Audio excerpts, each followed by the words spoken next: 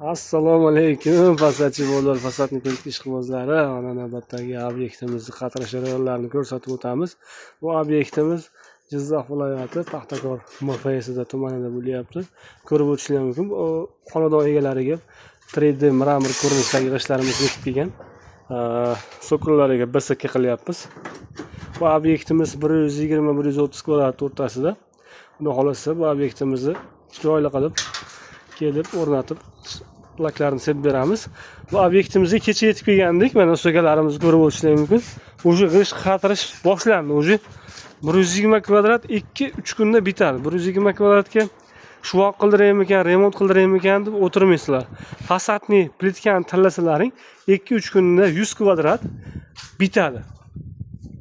Yana qanday bitadi? Bu oddiy do lakigacha o'sha derazalarimiz chetidagi tunikalargacha qo'yib berib ketishadi ustakalarimiz. Kimga shunaqangi g'ishtlar yoki mana shunaqangi so'kinlar kerak bo'lsa, pastdagi nomerlarga aloqaga chiqaveramiz. Kelishilgan narxlarda O'zbekiston bo'ylab yetkazib berish xizmatlari ham bor. Bizni kuzatib borishda davom etinglar. Like, podpiskani ayamaymiz akalar. Alg'a O'zbekiston, g'idish.